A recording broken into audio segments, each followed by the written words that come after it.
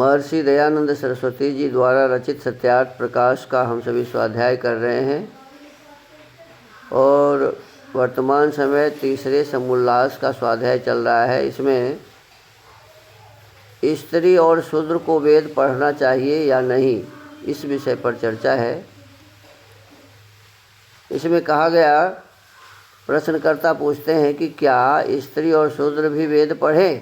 तो स्वामी जी कहते हैं हाँ, स्त्री और शूद्र को भी वेद पढ़ना चाहिए। वेद में कहीं नहीं बताया कि स्त्री को वेद नहीं पढ़ना चाहिए, शूद्रों को वेद नहीं पढ़ना चाहिए। हालांकि इसके स्थान पर ये बताया है कि यथे माम वाचम कल्याणी मावदानी जनेभ्यः। ये जनेभ्यः बहुवचन में है, जनाय जनाभ्याम जनेभ्यः, चतुर्थी विभक्ति के बहुवचन का ये है जनेभ्यः। तो इसका मतलब होता है कि सभी लोग, वो चाहे स्त्री हो चाहे पुरुष हो, चाहे ब्राह्मण हो चाहे क्षत्रिय हो चाहे वैश्य हो। और आगे नाम लेकर के कहा है ब्रह्म राजन्याभ्याम शूद्राय चार्याय च स्वाय चारणाय। माने चाहे वो किसी भी वर्ण का हो, स्त्री हो पुरुष हो, मनुष्य मात्र वेद पढ़ के अपने जीवन को सुखमय बना सकते हैं, ऐसा आदेश है। तो हमको आपको यजुर्वेद के 26वें अध्याय के दूसरे मंत्र के आदेश के अनुसार किसी को भी वेद पढ़ने से रोकना नहीं चाहिए। स्वामी जी लिखते हैं कि जैसे पृथ्वी सब के लिए है, जैसे जल सब के लिए है, जैसे अग्नि वायु और चंद्र सूर्य सब के लिए हैं, अन्न आदि जितने भी पदार्थ हैं सब के लिए है, ऐसे ही उसी परम ब्रह्म परमेश्वर के बनाए हुए वेद भी हैं। तो वेद भी सब के लिए है। परमात्मा का बनाया हुआ जो कुछ भी है उस पर सबका बराबर बराबर अधिकार है, कोई किसी को मना नहीं कर सकता। और कहते हैं कि जहाँ जहाँ निषेध कर किया है उसका यह अभिप्राय है कि जिसको पढ़ने पढ़ाने से कुछ भी ना आवे, कितना भी पढ़ाया जाए और पढ़ाने से भी उसे कुछ ना आए, तो ऐसे व्यक्ति को कहते हैं शूद्र।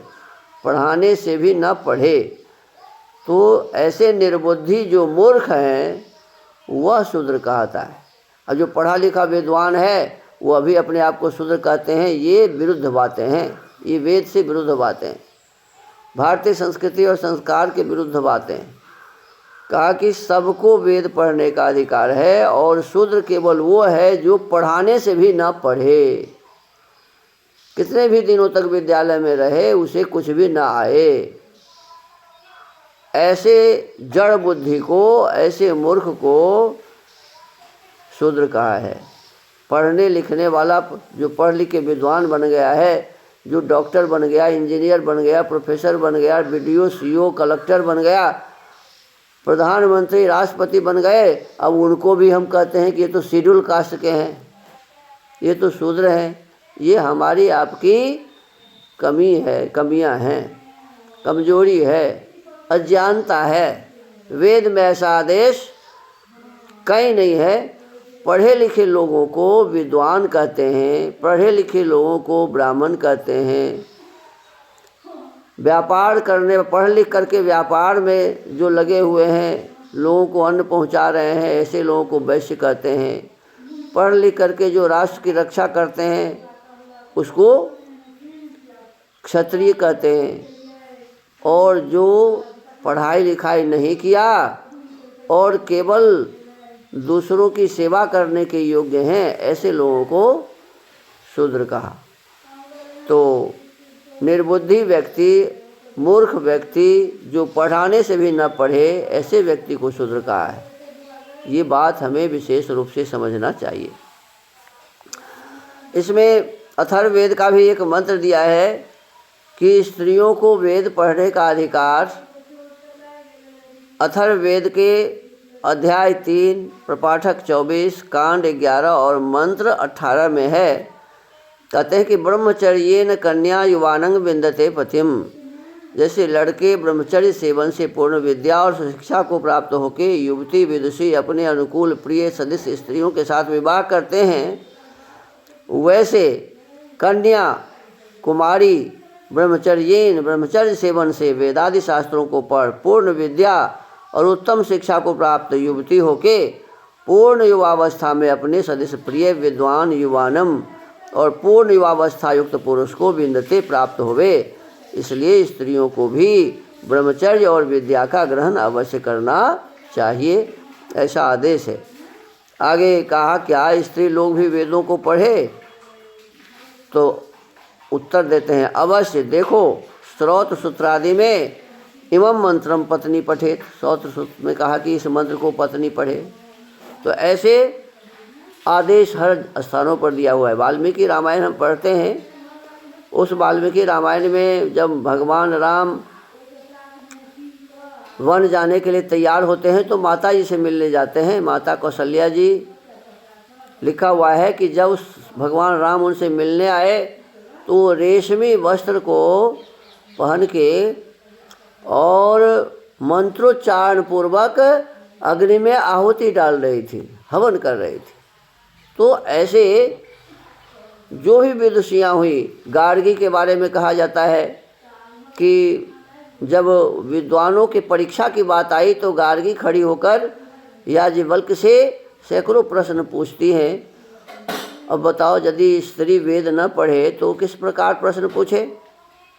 शंकराचार्य जब आए थे मंडन मिश्र के यहाँ तो उनकी पत्नी भारती बोली थी कि देखिए मंडन मिश्र तो हार गए, लेकिन आपको मुझसे भी शास्त्रार्थ करना पड़ेगा क्योंकि मैं इनकी अर्धांगिनी हूँ और जब तक मैं शास्त्रार्थ में नहीं हारती तब तक मेरे पति नहीं हार सकते। तो आप मुझसे शास्त्रार्थ करिए। और कहा जाता है कि शंकराचार्य परास्त हो गए थे भारती से। तो यदि वे वेद की विदुषी नहीं होती तो इस प्रकार की बातें नहीं होता। और मंडन मिश्र के यहाँ कहा जाता है कि वहाँ तो वेदों की ही चर्चा होती है, स्वतः प्रमाणम परतः प्रमाणम की रांगना यत्र गिरो गिरंती। तो इस प्रकार से वेदों का स्वाध्याय जिस दरवाजे पर दिन रात होता था, सुगा भी जब सुन करके वेद के मंत्रों को बोल रहे थे, तो इस प्रकार के स्थानों पर उनकी पत्नी वेद से विहीन हो ऐसा कैसे कहा जा सकता है। तो हमको आपको इस पर विशेष विचार करना चाहिए। मनु महाराज में जिनने भी कहा है कन्यानां संप्रदानं च कुमाराणां च रक्षणम। राजा को योग्य है कि सब कन्या और लड़कों को उक्त समय तक ब्रह्मचर्य में रख के, माने कम से कम 16 वर्ष स्त्री लड़की को और 24 वर्ष तक लड़के को रखने के पश्चात उसका विवाह होना चाहिए।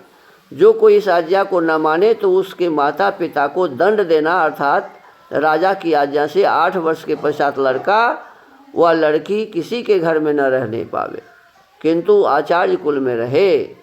क्या कहा?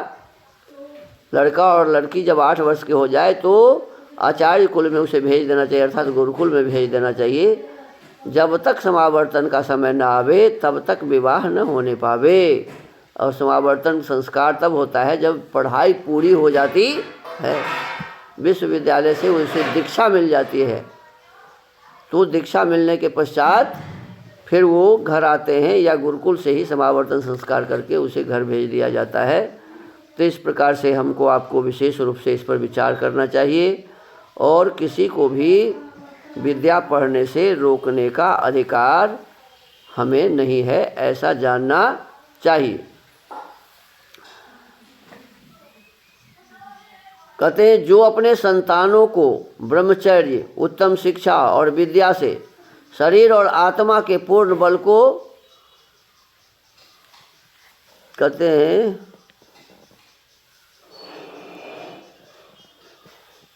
धन्यवादार्ह और कृतकृत्य हैं कि जो अपने संतानों को ब्रह्मचर्य, उत्तम शिक्षा और विद्या से शरीर और आत्मा के पूर्ण बल को बढ़ावे, जिससे वे संतान मातृ पितृ पति सासु ससुर राजा प्रजा पड़ोसी इष्ट मित्र और संतान आदि से यथायोग्य धर्म से बढ़ते। माने पठन पाठन इस प्रकार से होना चाहिए कि उनको ये पता होना चाहिए कि मैं अपने माता पिता के साथ कैसा बर्ताव करो, मेरे जो संतान होंगे अपने संतान के साथ हम कैसा बर्ताव करेंगे, पिता के साथ, जो महिला है अपने पति के साथ किस प्रकार का बर्ताव करे, पत्नी के साथ कैसा बर्ताव करे, सासू के साथ कैसा बर्ताव करे, ससुर के साथ कैसा बर्ताव करे, राजा प्रजा में कैसा बर्ताव रखे, अड़ोसी पड़ोसी इष्ट मित्र के साथ कैसा बर्ताव करे और संतान के साथ कैसा योग्य व्यवहार करे, ये सब गुण उसके भीतर हो जाने चाहिए। ये गुरुकुल में ही ये सभी गुण सीखने होते हैं। तो ऐसा यदि हम करेंगे, कहते यही कोष अक्षय है, ये कभी खत्म होने वाला, नाश होने वाला नहीं है। इसको जितना व्यय करेंगे उतना ही बढ़ेगा। विद्या ऐसा धन है जो जितना जत खर्चे तत बढ़े, जितना खर्च करेंगे उतना बढ़ता है। अन्य सब कोष तो घट जाते हैं। अन्य कोष क्या होता है जी? घट जाते हैं। तो हमको आपको विशेष रूप से विद्या के अभ्यास में अपने इस जीवन को लगा के रखना चाहिए। तो इसी के साथ ये तीसरा समुल्लास भी समाप्त होता है। इति श्रीमद् दयानंद सरस्वती स्वामी कृते सत्यार्थ प्रकाशे सुभाषा विभूषिते शिक्षा विषये तृतीय समुल्लास संपूर्ण। अब आगे चौथे समुल्लास का स्वाध्याय होगा। तो आज के इस स्वाध्याय के क्रम को यहीं विराम देते हैं। ओम।